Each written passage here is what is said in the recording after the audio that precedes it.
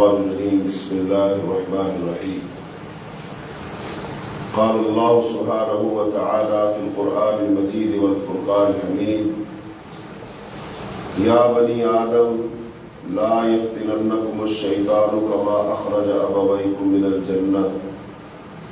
وقال تعالى في مقام آخر: إن الشيطان لكم عدو فاتخذوه عدوا. شیطان انسان کو تین طریقوں سے گمراہ کرتا ہے۔ شیطان کے انسان کو قابو کرنے کے تین بڑے بڑے طریقے ہیں۔ ان میں سے ایک طریقہ یہ ہے کہ شیطان انسان کے دل میں وسوسہ ڈالتا ہے۔ نمبر دو، شیطان انسان کو خواہشات دلاتا ہے۔ نمبر تین، شیطان انسان کے برے کاموں کو، نافرمانی والے کاموں کو، بغاوت اور سرکشی والے کاموں کو، شرک اور بدعت والے کاموں کو اچھا بنا کر دکھاتا ہے، مزین کر کے دکھاتا ہے، خوبصورت بنا کر دکھاتا ہے کہ یہ بڑے اچھے کام ہیں، بڑے ثواب والے کام ہیں، ان کاموں کو کرنے سے بہت نیکیاں ملیں گی۔ تو انسان پھر ان برے کاموں کو، نافرمانی والے کاموں کو، شرک والے، کفر والے، بدعت والے کاموں کو وہ کرنا شروع کر دیتا ہے۔ تین بڑے بڑے شیطانی جال ہیں۔ جو شخص ان تین جالوں سے بچ گیا وہ شیطان سے بچ گیا، وہ شیطان سے محفوظ ہو جائے گا۔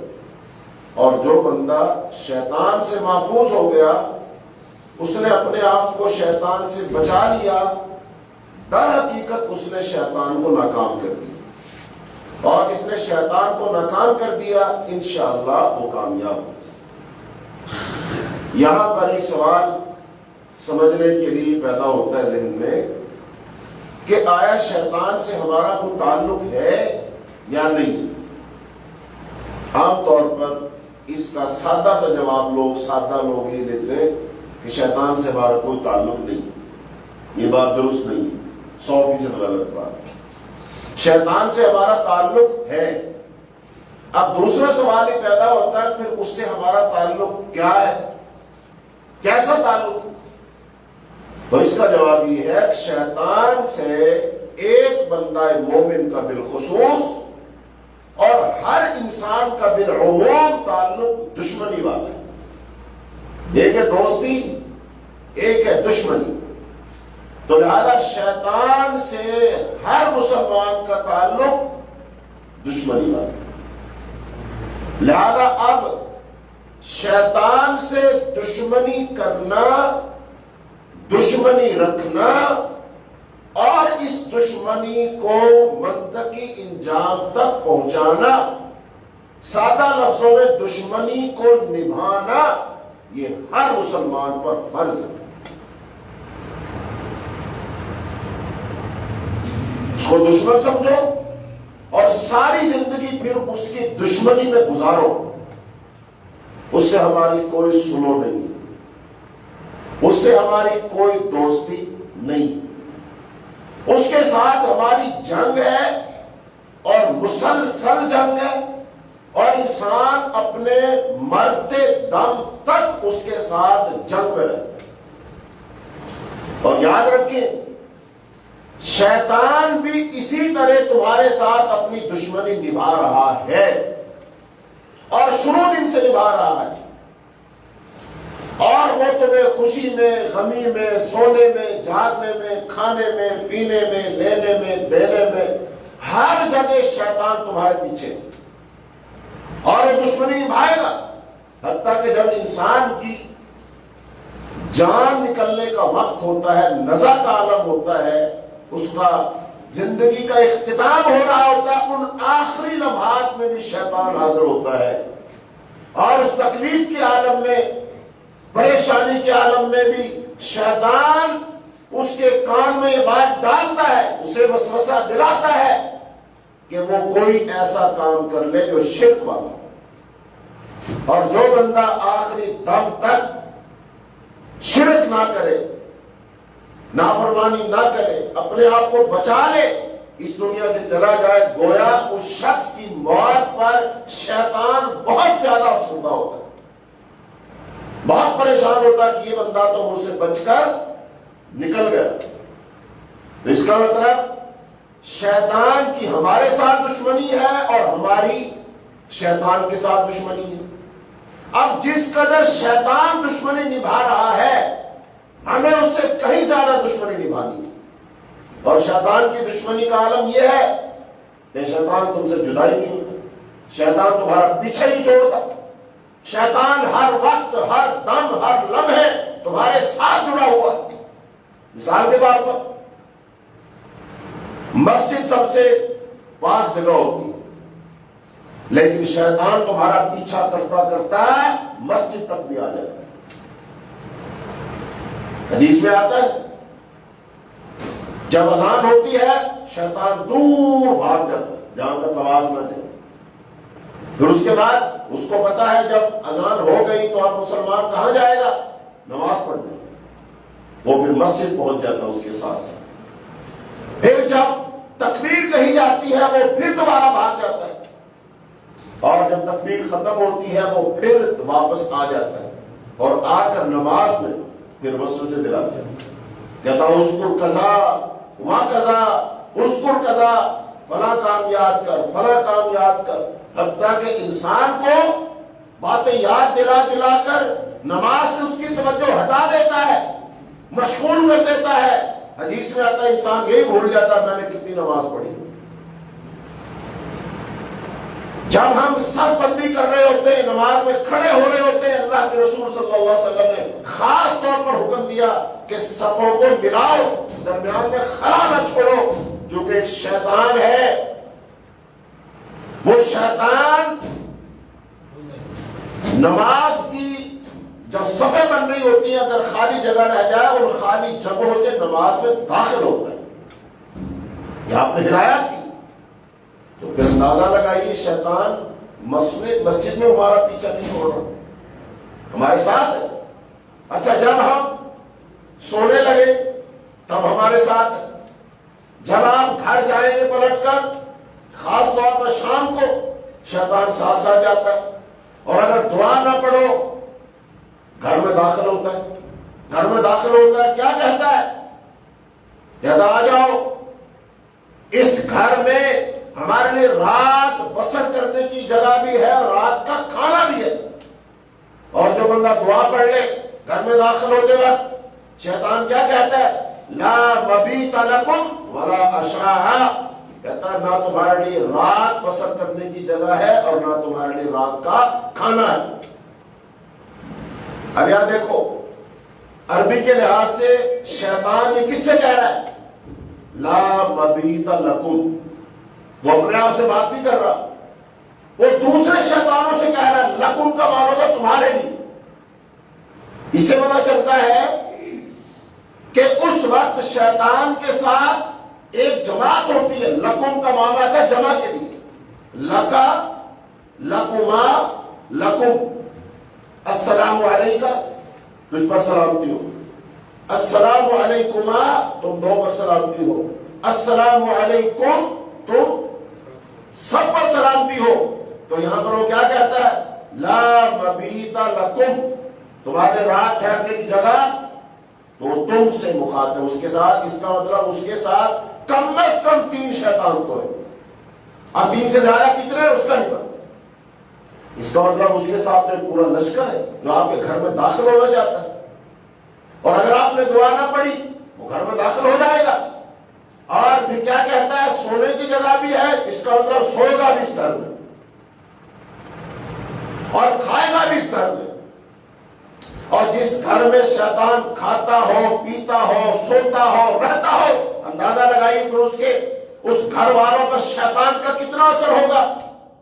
اس لیے تو لوگ رات کو کب تک جاگتے، پھر ہم سوتے رہتے، اذان ہو چکی، حی علی الصلاۃ، حی علی الفلاح کی صدا لگ گئی، الصلاۃ خیر من النوم کی صدا لگ گئی، لیکن گھروں کے گھر سوئے ہوئے، خاص طور پر اتوار کو دو، کیونکہ پتا ہے کہ کل کام پر نہیں جانا، چھٹی کا دن ہے، لہذا سو جاؤ۔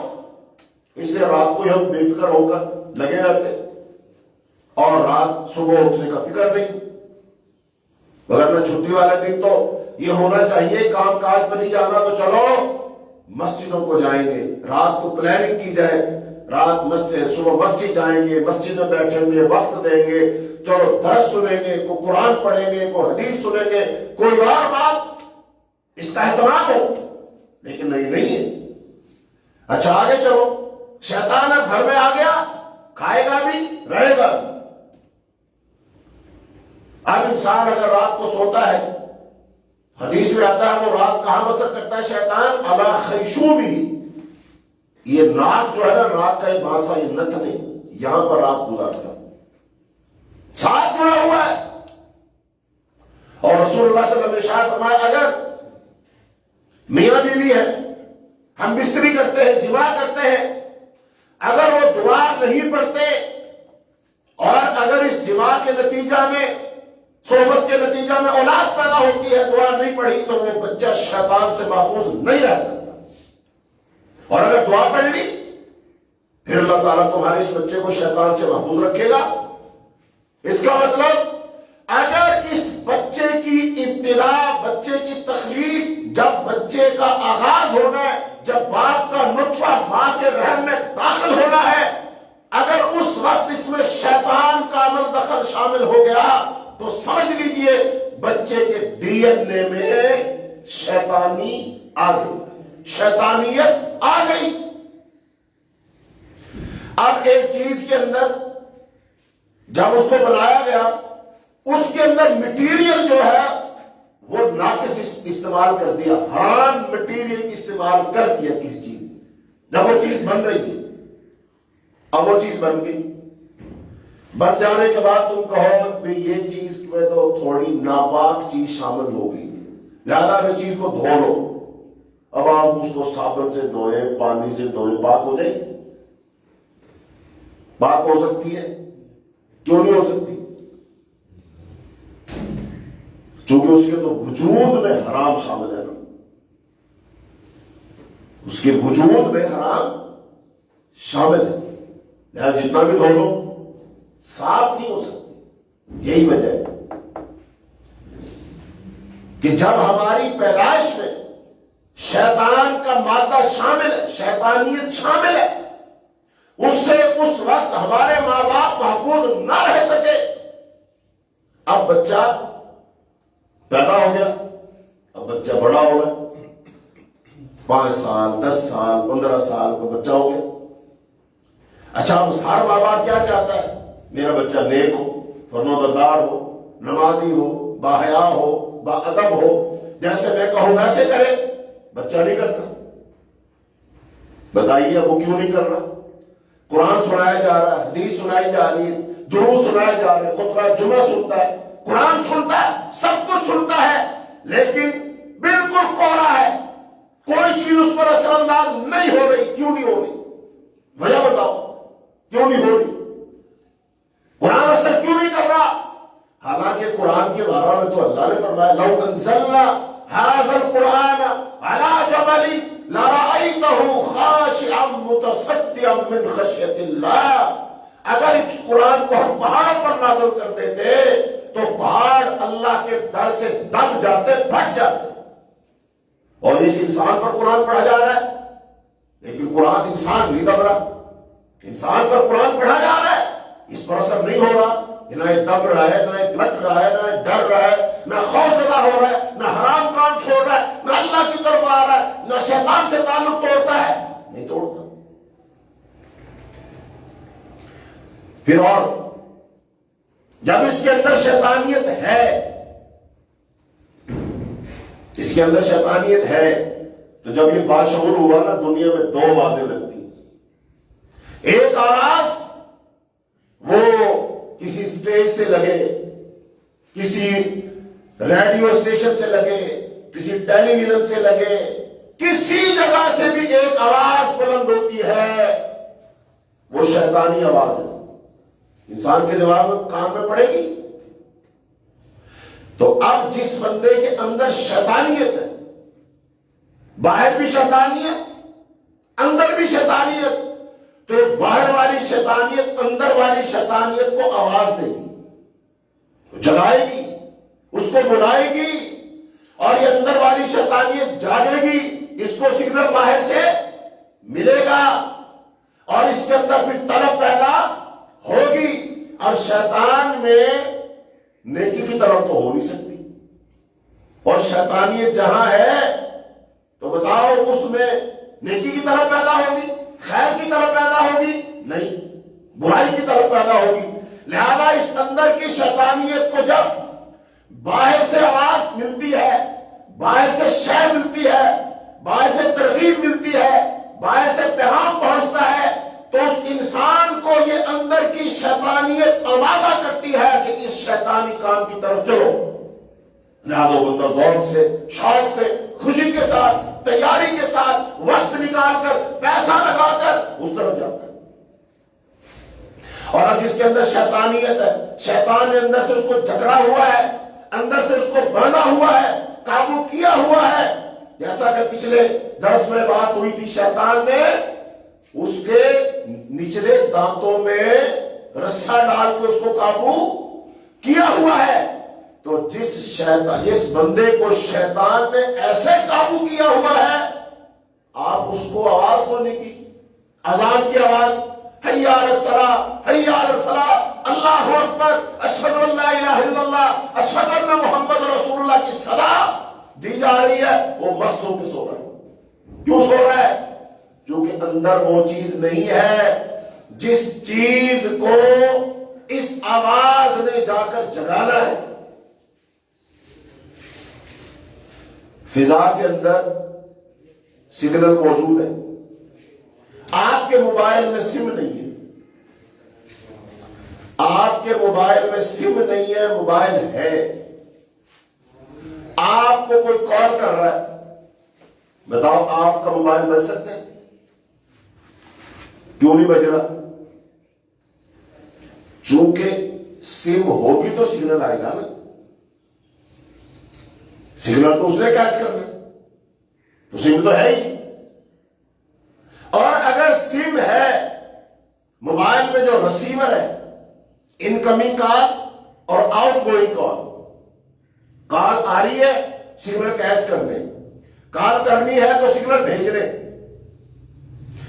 تو جب ہمارے موبائل کا جو انکمنگ سسٹم ہے جس نے سگنل کیچ کرنے، وہ خراب ہے، کوئی بندہ لاکھ فون کرتا ہے، آپ کا باپ کرے، بھائی کرے، بیٹا کرے، ماں کرے، ضروری کام کے لیے کرے، آپ کا موبائل سگنل کیچ نہیں کر رہا، سسٹم خراب ہے۔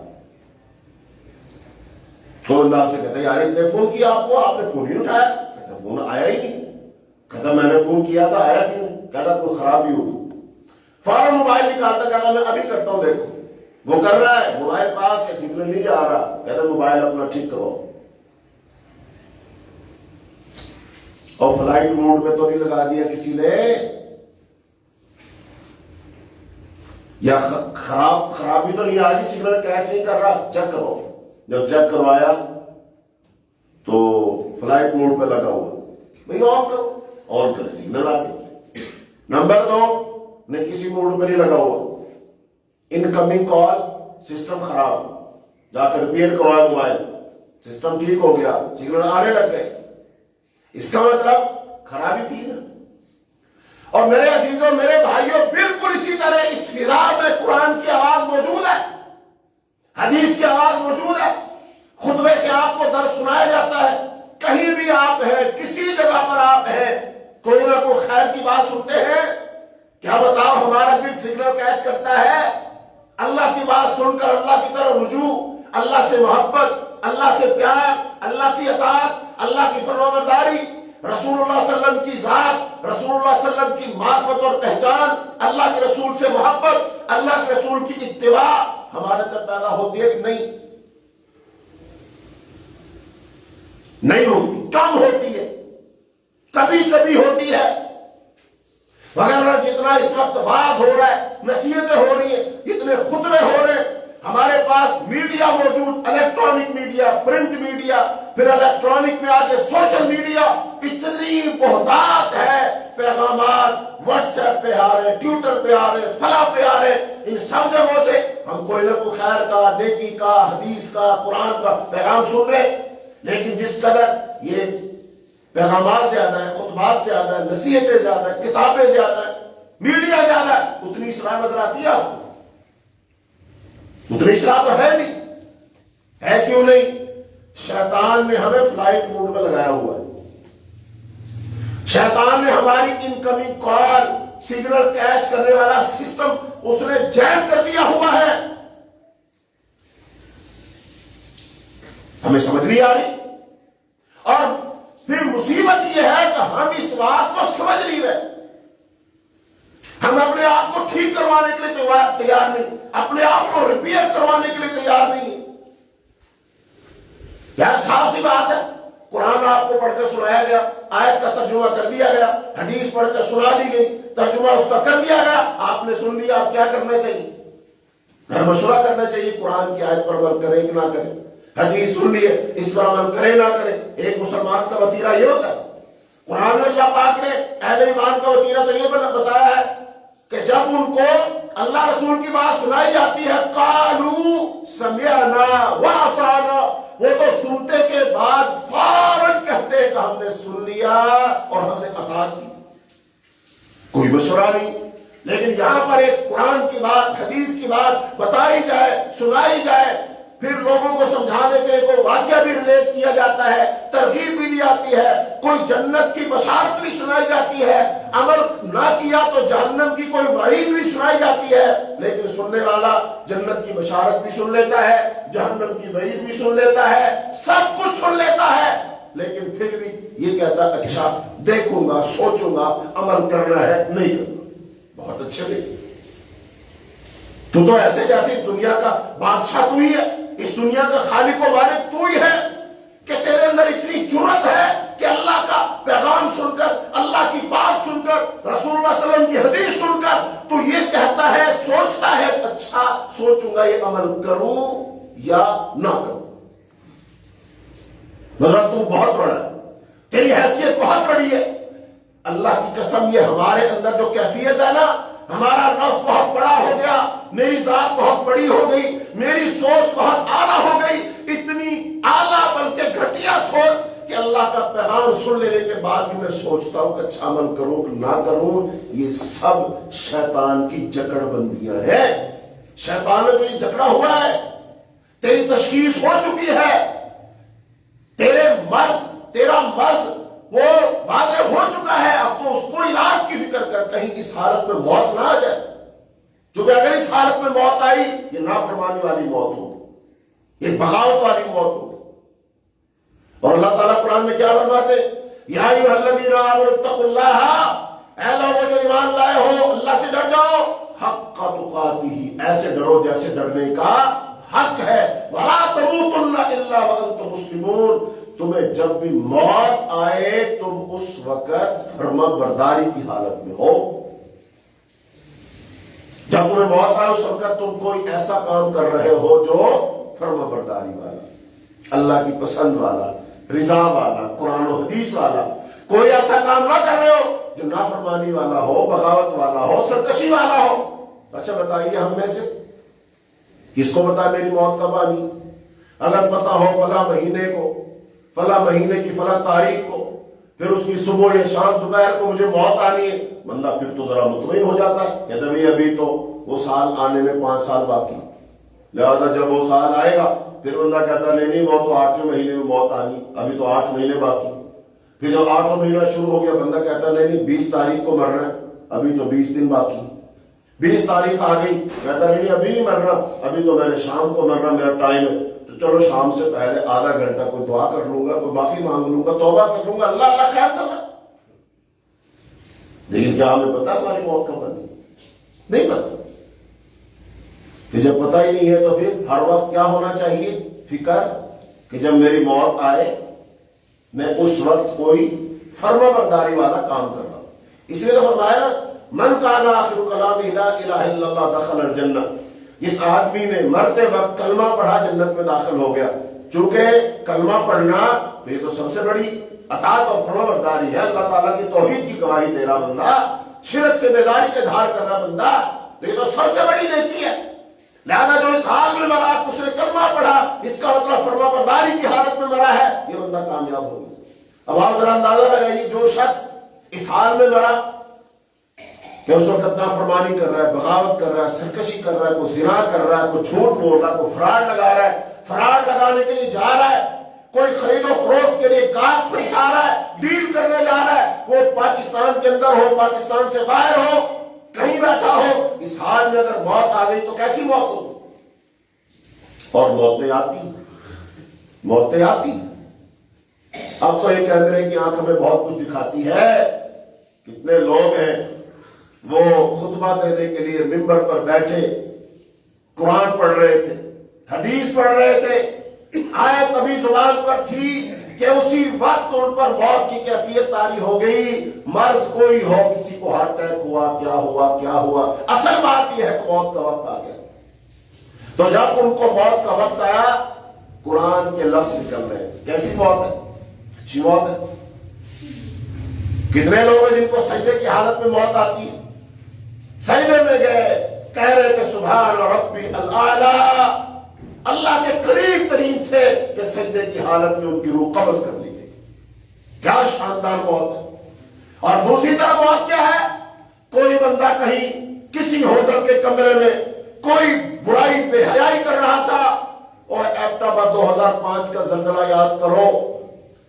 2005 میں زلزلہ آیا اور یہ آپ کے سارے سیاحتی مقامات, ان میں سے جب آپ کاغان ناران کی طرف جائیں تو بالا کوٹ شہر آتا ہے. بالا کوٹ شہر میں مجھے جانے کا اتفاق اس وقت ہوا. 3 4 منزلہ ہوٹل جو تھے زمین میں دھنس گئے. اور جب لاشیں نکالی گئی تو کتنے لوگ تھے جو برہنہ تھے, کیا کر رہے تھے, کیا سوچتی, کیا فکر تھی, کس کے ساتھ پائے گئے تھے, اور جن کے کمروں سے شراب کی بوتلیں نکلی اور زنا کا سامان نکلا, ان کو کس حالت میں موت آئی. اور یاد رکھو جس حالت میں موت آئے گی, مرتے وقت جو کام کر رہا ہوگا, قیامت کے دن اسی حالت میں بندہ اٹھے گا. بندہ اس حالت میں اٹھے, شراب اس کے ہاتھ میں ہو, پڑھ رہا ہو, کسی خاتون کے ساتھ زنا کر رہا ہو, اس وقت موت آئی ہے. قیامت کے دن جب اٹھے گا, میدان محشر میں جائے گا, اس حالت میں ہوگا, بتاؤ کہاں جائے گا, کہاں سر چھپائے گا. اور اس دن تو پھر ہم سب اللہ تعالیٰ کی عدالت میں ہوں گے نا. مالک الملک اللہ کے سامنے کس منہ سے جائیں گے؟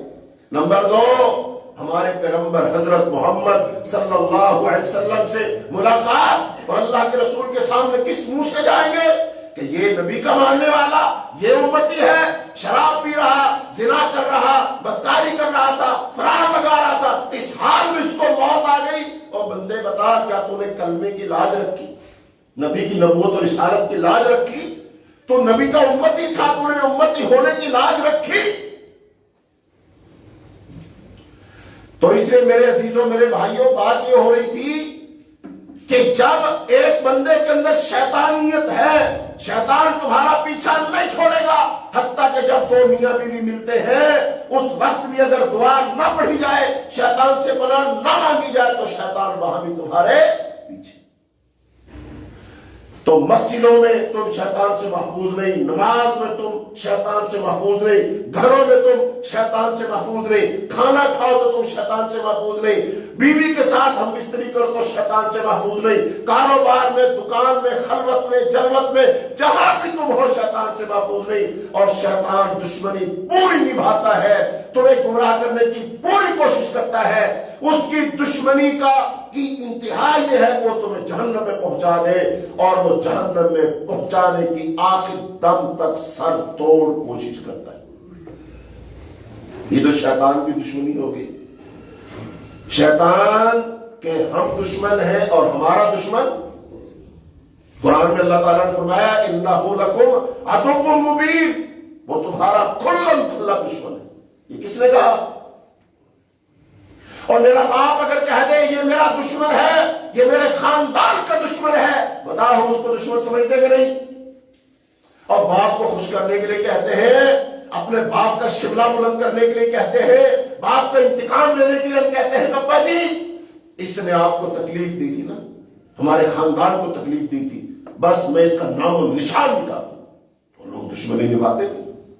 کتنے واقعات ہیں، ابھی خبریں آتی ہیں میڈیا پر، پورا خاندان قتل کر دیا گیا، خاندان کے چھوٹے بڑے مرد عورت بزرگ کسی پر رحم نہیں کیا گیا، لہذا قتل کر دیا گیا، اور خبر چھپی ہے کیا تھا، یہ خاندانی دشمنی تھی۔ اچھا باپ بتا دے کہ یہ دشمن ہے، ہم اس کو دشمن سمجھ لیتے ہیں، دشمنی نبھاتے، اس کے گھر نہیں جاتے، اس کی خوشی میں نہیں جاتے، اور اس کو کوئی خوشیاں پہنچے ان کی خوشی میں ہم خوش نہیں ہوتے، یہ دشمنی ہماری۔ اچھا جی ٹھیک ہے، تو نے باپ کی لاج رکھی، خاندان کی لاج رکھی، اپنے دادا کی لاج رکھی، گاؤں برادری میں اپنے باپ کا شملہ تو نے بلند کرنا چاہا۔ ہاں ایک طرف ہمارا رب ہے، ہمارا الہ ہے، ہمارا معبود ہے، ہمارا خالق و مالک ہے، وہ کہہ رہا ہے انہو لکم عدو مبین، یہ تمہارا کھلم کھلا دشمن ہے، اور قرآن آیات کا مفہوم یہ ہے کہ یہ دشمن ہے اللہ کا، یہ دشمن ہے فرشتوں کا، یہ دشمن ہے رسولوں کا، یہ دشمن ہے اہل ایمان کا۔ اللہ فرما ہے، قرآن بتا رہا ہے کہ یہ تمہارا دشمن ہے۔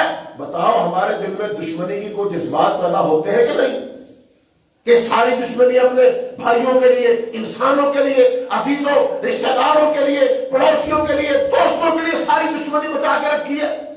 یہ ساری دشمنی شیطان کے لیے ہونی چاہیے تھی، لیکن شیطان نے اس دشمنی کا رخ اپنی طرف سے پھیر کر انسانوں کی طرف کر دیا، تو ہماری دشمنی کا نقصان ہمارے بھائی بندوں انسانوں کو ہو رہا ہے، شیطان کو نہیں ہو رہا۔ شیطان تماشا دیکھ رہا ہے کہ ٹھیک ہے لگے رہو، دشمنی تم نے مجھ سے کرنی تھی، لیکن میں نے تمہیں الو بنا کر تمہاری دشمنی تمہارے انسانوں ابن آدم اولاد بھائیوں سے کروا دوں۔ قرآن اللہ فرما رہے تمہارا دشمن ہے، بتاؤ ہم کیا کریں، ہم کس کے بندے ہیں؟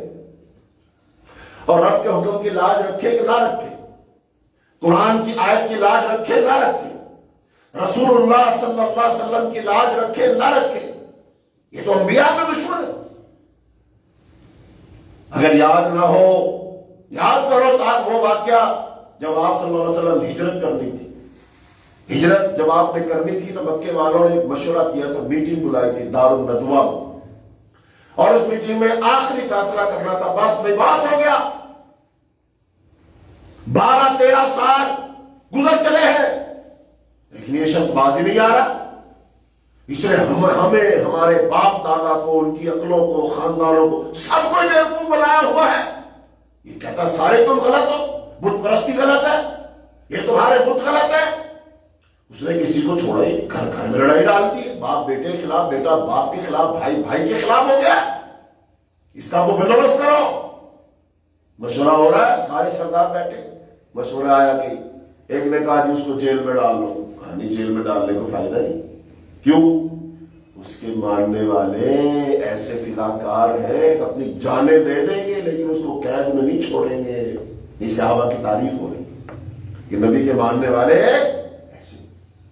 کسی نے کہا لوگوں نے یہ مشہور کر دو پاگل ہے، دیوانہ ہے، شاعر، کہا وہ بندہ پاگل لگتا ہے، اس میں اتنا شاندار کلام ہے، جب بات کرتا ہے تو پاگلوں والی شاعروں والی بات نہیں ہے، اس کا کلام تو بڑا عمدہ کلام ہے۔ یہ دشمن کے منہ سے قرآن کی تعریف ہو رہی ہے۔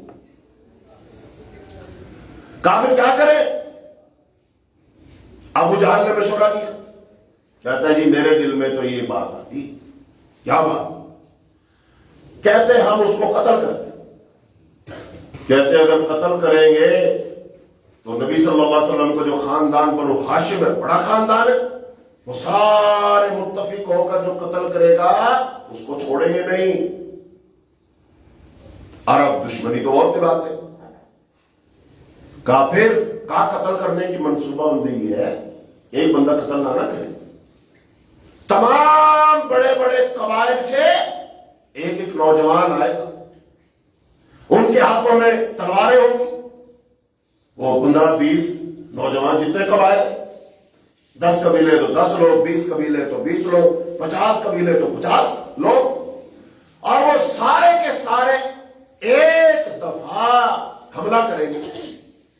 عرب میں ہوتا تھا جیسے اسٹینڈ کھڑا، 50 لوگ اس کے ارد گرد کھڑے ہو جائیں گے اور سارے قریب قریب آتے جائیں گے، اپنی تلواریں اس کی طرف بڑھائیں گے۔ تو ایک ہی وقت میں ایک بندے سے 50 بندوں نے تلواریں لگا دی، اور ایک ہی وقت میں تمام کے تمام 50 لوگ اپنی تلواریں اس کے اندر گھونپ دیں گے۔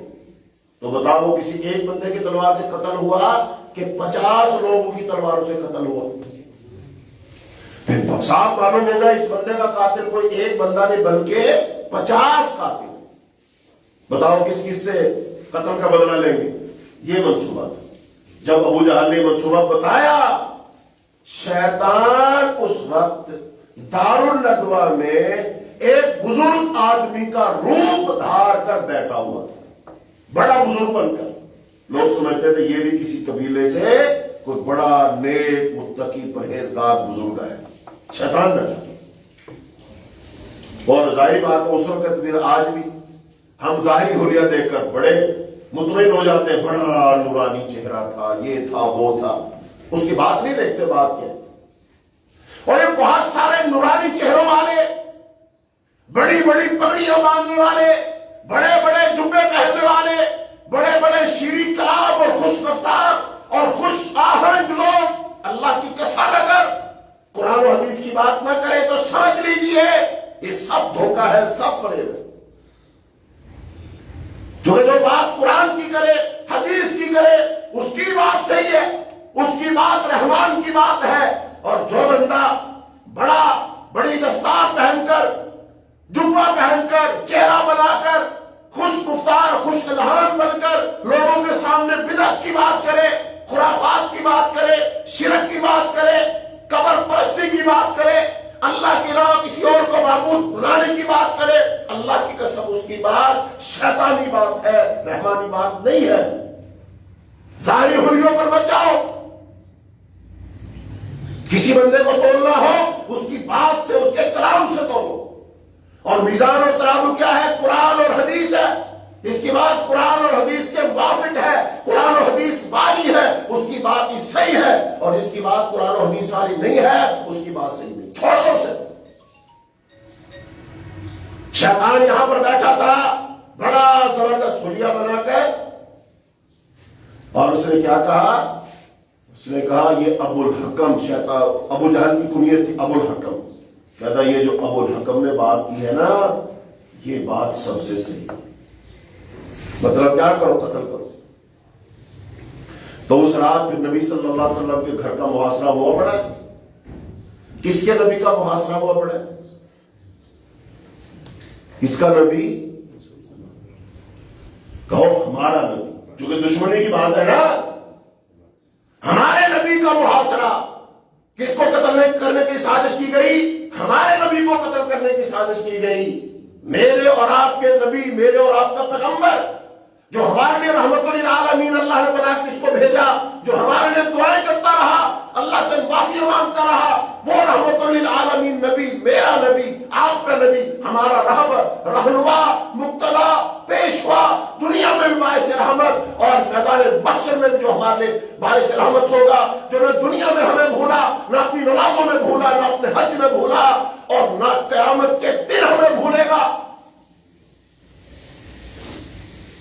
قیامت کے دن بھی اللہ کے رسول صلی اللہ علیہ وسلم شاہ فرمایا، لوگ مختلف انبیاء کے پاس جائیں گے کہ آپ ہماری سفارش کر دیجئے، اللہ کے ہاں کوئی سفارش نہیں کرے گا، سب کہہ رہے ہوں گے اللہم رب نفسی، اے اللہ آج ہمیں بچا لے، بھلے آدم ہو، بھلے نوح ہو، بھلے ابراہیم ہو، بھلے اسحاق و یعقوب ہو، تمام انبیاء علیہ السلام ایک بات کہیں گے، اللہم رب نفسی، اللہ آج ہمیں بچا لے۔ میدان محشر میں جب سورج سوا میل کی مسافت پر ہے، زمین تپ رہی ہے، لوگ پسینے میں شرابور ہیں، جنت جہنم کو لے آیا گیا ہے، اس وقت نفسا نفسی کی عالم میں صرف ایک شخص ہوگا جو کہے گا اللہم رب امتی، اللہ میری امت کو بچا۔ اور وہ کون ہوں گے؟ وہ حضرت محمد صلی اللہ علیہ وسلم۔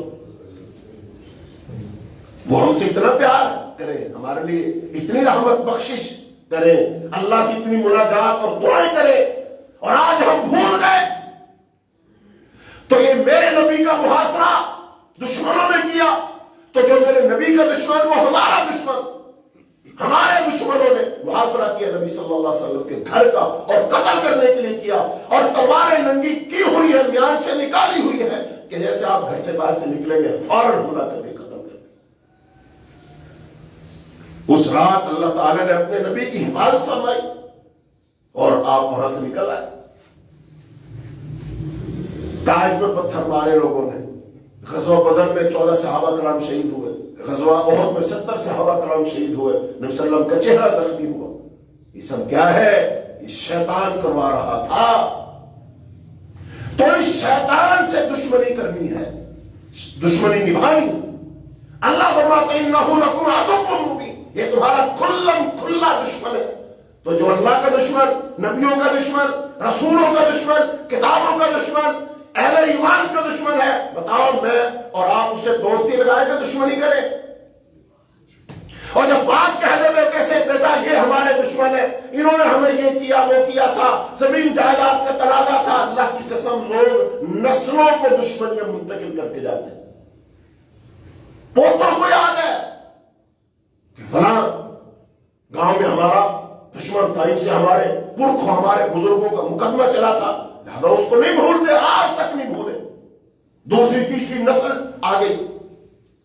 اپنی دشمنیاں تم یاد رکھو, اور اس کو اللہ کہے یہ میرا دشمن, میرے رسولوں کا دشمن, جبریل کا دشمن, فرشتوں کا دشمن ہے, اس کو ہم دوست بنا لیں. تو اس روئے زمین پر سب سے زیادہ ہماری دشمنی اور نفرت کا مستحق اگر کوئی ہے تو وہ شیطان. مت بھولو, دشمنی نبھاؤ, اس کے ساتھ دشمنی کرنا ثواب ہے, اس سے دشمنی نبھانا ثواب ہے. اس سے جتنی زیادہ دشمنی کرو گے, نفرت کرو گے, اتنے زیادہ تم اللہ کے قریب ہو. یہ واحد جگہ ہے جہاں دشمنی کا سارا زور لگا دو, اپنی ساری صلاحیتیں جھونک دو اس دشمن کو ختم کرنے اور ناکام کرنے. اور لوگ مقدمات چلاتے, اللہ کی قسم خاندان اڑ جاتے, زمینیں جائیدادیں بک جاتی ہیں, لوگ لاکھ پتی سے کخ پتی ہو جاتے ہیں, صرف شریکہ بازی اور مقدمہ بازی اور دشمنی. اور یہاں ہم دشمنی کا احساس ہی نہیں ہے. دوسری آیت میں اللہ تعالیٰ نے کیا فرمایا, ان الشیطان لکم عدو, بے شک شیطان تمہارا دشمن ہے, فاتخذوہ عدوا, اس کو تم اپنا دشمن پکڑو, اس کو اپنا دشمن بناؤ, اس کو اپنا دشمن سمجھو. یہ کون کہہ رہا ہے؟ لگا اپنی جوانی, لا ادھر, دکھا قوت بازو ادھر, دیکھیں تیری جوانی کیسی ہے, طاقت کتنی ہے, قوت کتنی ہے, صلاحیت کتنی ہے. لا اپنی کلاشیں اٹھا کے, لا اپنی بندوق اٹھا کے, لا اپنا مال, لا اپنی اولاد, اور اس اللہ کے دشمن کے مقابلہ میں صف بنا کر کھڑا ہو جا. اس لیے میرے عزیزوں, میرے بھائیوں, شیطان ہمارا دشمن ہے, تو وہ تو ہم سے دشمنی نبھا رہا ہے. بتاؤ اس نے ہمارے باپ آدم کو جنت سے نکلوایا نہ نکلوایا؟ اور نکلوایا, یاد ہے نہیں یاد ہے؟ اللہ نے یاد کروایا, یا بنی آدم لا یفتننکم الشیطان, اے ابن آدم بھول نہ جانا, یاد رکھنا, تمہارے باپ آدم کو, تمہاری ماں حوا کو جنت سے کس نے نکلوایا تھا, اس کو یاد رکھنا, بھلا نہ دینا. اور پھر یہ بھی یاد رکھنا کہ شیطان کہیں تمہیں بھی ویسے ہی فتنے میں مبتلا نہ کر دے جیسے اس نے تمہارے باپ آدم کو کیا. اللہ نے تو خبردار کیا, اور اللہ نے اس کا انداز بتاؤ, بڑا میٹھا بن کے آتا ہے, بڑا خیر خواہ بنتا ہے, قسمیں اٹھا اٹھا کر تمہیں کہے گا میں تمہارا خیر خواہ ہوں, میں تمہیں پتے کی بات بتاؤں گا, فائدے کی بات بتاؤں گا. اور شیطان کے منہ سے کوئی پتے اور فائدے کی بات جو شیطان کہے اس میں فائدہ ہو سکتا ہے؟ تو اللہ نے ہمیں خبردار کر دیا, بھائی بتاؤ کیا کرے, فیصلہ کرو شیطان سے دشمنی کرنی ہے کہ نہیں. ایک بندہ ہوتا ہے میسنا سا, کہتا ہے نہ میں کسی سے دوستی کرتا ہوں نہ کسی سے دشمنی, میں تو بس اپنی مستی میں مگن, دین کے معاملہ میں ایسا نہیں چلے. کتنا بڑی شریف, لیکن یہاں تجھے دشمنی دکھانی پڑے گی. اگر تو نے یہاں دشمنی نہ دکھائی تو تیری شرافت کسی کام کی نہیں. یہاں شرافت اتار، دشمنی دکھا. چونکہ اللہ پاک اس کے خلاف جنگ کر رہا ہے، نبیوں نے جنگ کی ہے، اور تو اس کے خلاف جنگ نہیں کر رہا، قدم نہیں اٹھا رہا. اللہ نے فرمایا یہ تمہارا دشمن ہے، نبیوں کا دشمن ہے، اور تو کہتا ہے میرا کوئی دشمن نہیں ہے. بڑی بات ہے بھائی، کیوں نہیں دشمن تمہارا؟ اور ایمان کا تقاضا یہ ہے، بندگی کا تقاضا یہ ہے، نبی صلی اللہ علیہ وسلم کے امتی ہونے کا تقاضا یہ ہے کہ جو میرے رب کا دشمن وہ میرا دشمن، جس کے ساتھ میرے رب کی جنگ ہے اس کے ساتھ میری جنگ ہے. جو میرے نبی کا دشمن وہ میرا دشمن، جو میرے نبی کے صحابہ کا دشمن وہ ہمارا دشمن، جو اس قرآن کا دشمن وہ ہمارا دشمن. اس کے ساتھ ہم خاموش نہیں رہ سکتے. ہم شریف بن کر خاموش تماشائی بن کر نہیں رہ سکتے. ہم بولیں گے، ہم قدم اٹھائیں گے، ہم پیسہ خرچ کریں گے، ہم اپنی اولادوں کی تربیت کریں گے کہ جو اللہ کا دشمن ہے وہ ہمارا دشمن ہے، جو ہمارے نبی کا دشمن ہے وہ ہمارا دشمن ہے، جو دین اسلام کا دشمن ہے وہ ہمارا دشمن ہے، اور ہم دشمنی نبھائیں گے، تیاری کریں گے. جب اس انداز سے ہمارے سینے شیطان کی دشمنی سے بھر جائیں گے نا، اللہ خوش ہوگا. یہاں یہ ہے میرے غیرت مند بندے. اور یہ کیا بات ہوئی کہ جو میرا دشمن ہے اس کے خلاف ان کی غیرت نہیں جاتی. کوئی کسی کے باپ پر ہاتھ اٹھا دے بڑی غیرت جاتی ہے. بندہ کہتا مرنے مارنے پر اتر آتا ہے، خون آنکھوں میں اتر آتا ہے، چہرہ سرخ ہو جاتا ہے، بندہ بھن بھناتا ہو گھر آتا ہے، بندوق اٹھاتا ہے، اس کے دروازے پر جاتا ہے، فائر کرتا ہے. بڑی غیرت جاگی تیری. اگر کوئی کسی کی ماں بیٹی بہن پر کوئی آواز کس دے، کوئی جملہ بول دے، کوئی گستاخی کر دے، ہماری غیرت جاگنی چاہیے. لیکن یہ جب اللہ کی بات ہے تب ہماری غیرت کہاں جاتی ہے؟ جب قرآن کی بات ہے ہماری غیرت کہاں جاتی ہے؟ جب نبی کی نبوت اور رسالت کی بات آئے ہماری غیرت کہاں جاتی ہے؟ یہاں کر ہماری غیرت ختم ہو جاتی ہے. اور یہ غیرت دکھاؤ اس اللہ کے لیے، اور جو اللہ کا دشمن ہے اس کے خلاف دشمنی کا اعلان کر کہ آج سے میرا گھر یہ دین اسلام کا مورچہ ہے، ایک یونٹ ہے. میرا گھر یہ نبی صلی اللہ علیہ وسلم کے دفاع کی جنگ لڑے گا، قرآن کے دفاع کی جنگ لڑے گا. شیطان سے ہم دشمنی نبھائیں گے، اس کو نہیں چھوڑیں گے، ذلیل کریں گے، رسوا کریں گے، اس کے خلاف تیاری کریں گے. اپنی اولادوں کے دلوں میں شیطان کی نفرت بھریں گے، اپنی اولادوں کو شیطان کے تمام کاموں سے آگاہ کریں گے. اور جب اس طرح ہم اپنی اولادوں کو لے کر بیٹھیں گے، ان کی تربیت کریں گے، ان کی ذہن سازی کریں گے، اللہ کی قسم اللہ آسمانوں پر بیٹھا اس گھر پر نظر رحمت فرمائے گا. اللہ اس سے راضی اور خوش ہوگا کہ ان کا جینا مرنا، دوستیاں، دشمنیاں، لینا دینا سب میری ذات کی. تو اللہ تو فرماتے ہیں، نبی تو کہتے قل ان صلاتي ونسكي ومحياي ومماتي للہ رب العالمین. اے پیغمبر کہتے میری نماز، میری قربانی، میرا جینا، میرا مرنا کس کے لیے؟ پھر حدیث میں آتا ہے اس میں 4 کام جو اس کا ایمان مکمل ہوا. من احب للہ وابغض للہ واعطى للہ ومنع للہ فقد استكمل الایمان. جس نے اللہ کے لیے دوستی کی، اللہ کے لیے دشمنی کی، اللہ کے لیے دیا، اللہ کے لیے روکا، اس کا ایمان مکمل ہو. تو ہماری تو ہر بات میں، ہر کام میں، ہر سوچ میں، ہر فکر میں، ہر پلاننگ میں اللہ ہے. یہ تربیت کرو، شیطان کو دشمن پکڑو.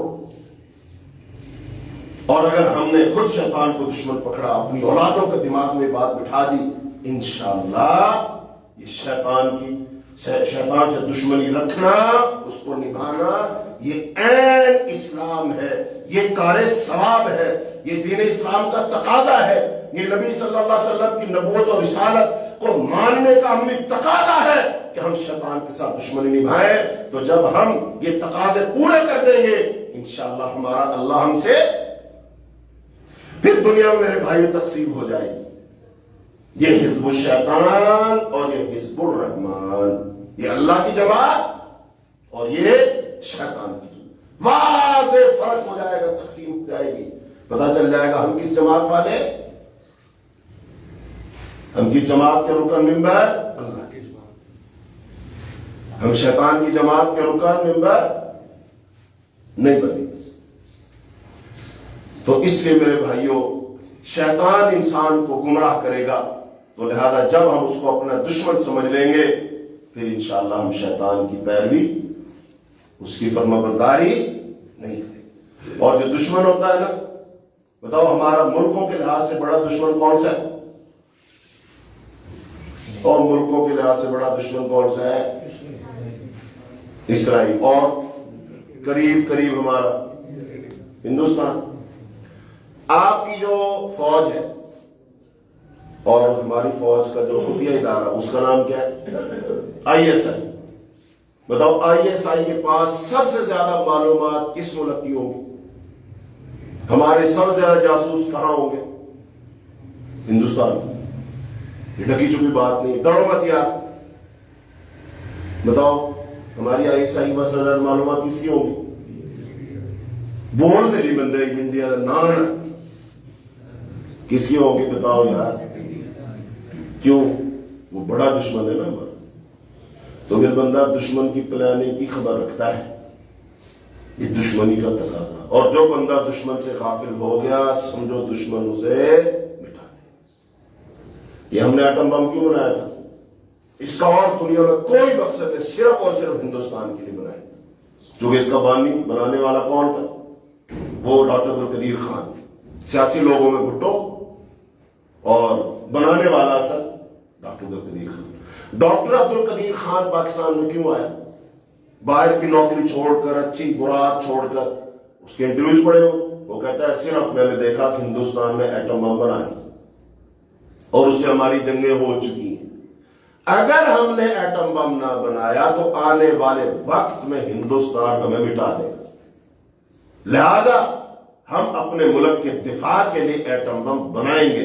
میں اس جذبے کے ساتھ آیا، اس کا مطلب دشمن کے مقابلے کے لیے تیاری کی نا، اس کی معلومات ہم نے لی نا، ہم نے جاسوسی کی نا، اس کے سارے پلان ہمیں معلوم ہے نا۔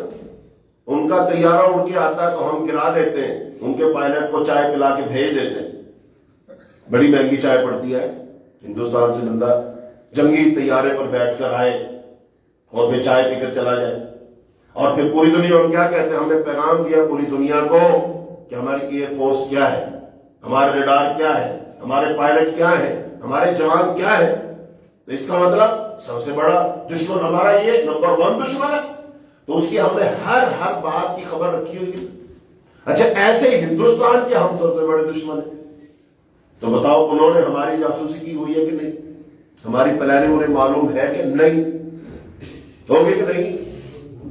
یہ دشمنی ہوتی ہے۔ اچھا شیطان کو تو ہماری رگ رگ کا پتہ ہے، ہماری سوچ کا، فکر کا، پسند کا، ناپسند کا، کہاں جائیں گے کہاں نہیں جائیں گے پتہ ہے، ہمارے جسم میں گھس جاتا ہے، دل تک پہنچ جاتا ہے، وسوسہ ناری کرتا ہے۔ یہ تو شیطان نے ہم سے دشمنی کر کے جاسوسی کی ہوئی ہے، ہم نے کیا کیا ہے؟ اور شیطان دشمن کی آپ کے پاس کیا جاسوسی ہے؟ اس کے حملے کو ناکام بنانے کے لیے آپ نے کیا کیا ہوا ہے؟ اب جس گھر میں گانا چل رہا ہے وہ کہے گا ہم شیطان کے بہت بڑے دشمن ہیں، کہے گا بالکل بہت اچھے، تم مجھے گھر میں آنے کی دعوت دے رہے ہو، جو کہ جس گھر میں موسیقی اور یہ تصویریں اور یہ کتے اور یہ سب پالے ہوں گے، اس گھر میں کون آئے گا؟ رحمت کا فرشتہ تو اس میں نہیں آ، یہ تو حدیث میں آ گیا، لیکن اس میں کون آئے گا؟ پھر شیطان کو ہم نے دعوت دی ہوئی ہے، اس کی پسند کا کام کیا ہوا ہے، اور اوپر سے کیا کہہ رہے ہم تیرے دشمن ہیں۔ وہ کہے گا بھی ایسی دشمنی تو مجھے 100 دفعہ قبول ہے، تم جتنے بڑے دشمن بنو گے مجھے بہت مزہ آئے گا، چونکہ ابھی چھوٹا ڈیک لگاؤ، بڑا لگاؤ اور بڑا لگاؤ، پورے خاندان کو جمع کر کے ڈانس پارٹی کرواؤ میری دشمنی میں، مجھے تو قبول ہے، بہت مزہ آئے گا تمہاری دشمنی۔ ہم ایسے دشمنی نبھا رہے ہیں۔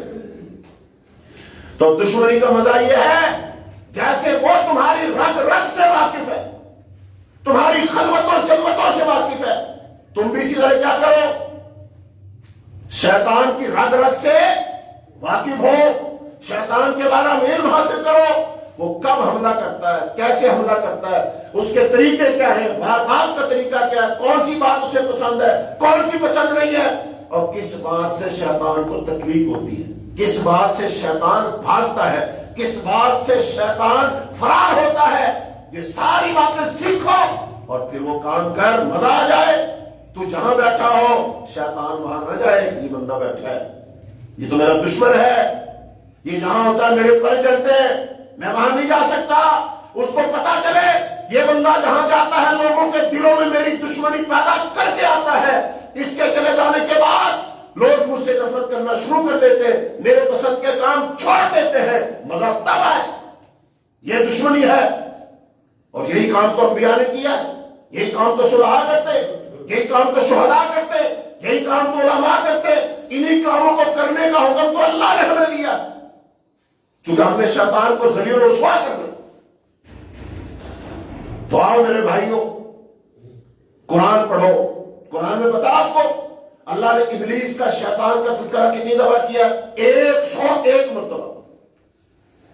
لفظ شیطان اور لفظ ابلیس قرآن میں 100 سے زیادہ مرتبہ آیا، کیوں؟ اور یہ جو حضرت آدم علیہ السلام اور ابلیس کا واقعہ سجدہ نہ کرنے کا، یہ قرآن میں 7 جگہ پر آیا۔ کتنی جگہ پر؟ 7 مختلف جگہوں میں اللہ نے اس کا تذکرہ کیا ہے، اور ہم اس واقعے کو ایک دفعہ بھی نہیں پڑھ سکے، نہیں سمجھ سکے۔ شیطان نے چیلنج کیے، قسم اٹھا اٹھا کر کہا فَبِعِزَّتِكَ لَأُغْوِيَنَّهُمْ أَجْمَعِينَ، اللہ مجھے تیری عزت کی قسم ہے کہ میں انسانوں کو گمراہ کروں گا۔ یہ اللہ نے چیلنج کیوں نقل کی ہے؟ کس کے لیے بھائیوں بتاؤ؟ ہمارے لیے، اور ہم نے چیلنج قبول نہیں کی۔ تو بات آج یہیں پر اختتام کرتے ہیں، شیطان کی دشمنی کو ہم نے سمجھا۔ تو شیطان سے ہمارا تعلق کیا ہے؟ پہلے بتا، تعلق ہے کہ نہیں؟ کیوں یاسین صاحب؟ ہے۔ کیا ہے؟ دوستی والا، دشمنی والا؟ دشمنی والا۔ تو دشمنی کے تقاضے کیا ہے؟ دشمنی کیسے پوری کی جاتی ہے، کیسے نبھائی جاتی ہے، اب وہ سیکھو اور پھر دشمنی نبھاؤ۔ یہ شیطان سے دشمنی کرنا، دشمنی نبھانا، یہ عین عبادت ہے، عین اسلام ہے، عین ایمان کا تقاضا ہے۔ اچھا، شیطان دشمنی نبھائیں گے، سارا درس سنا اور نبھاؤ گے، اب آپ کو پتہ چل گیا کہ کچھ ہونے والا ہے، نبھاؤ گے، سارے نبھاؤ گے، دیکھ لینا کئی بھاگیں گے۔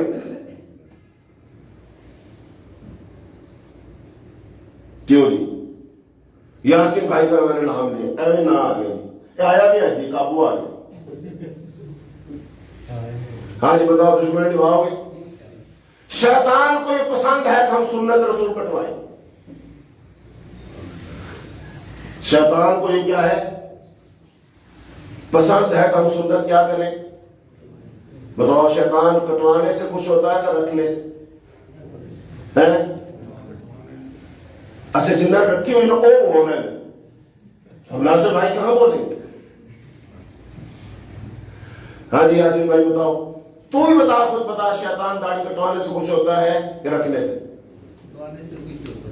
کٹوانے سے خوش ہوتا ہے۔ دشمنی کا تقاضا کیا ہے؟ ہم اسے خوش کریں کہ اسے خوش نہ کریں؟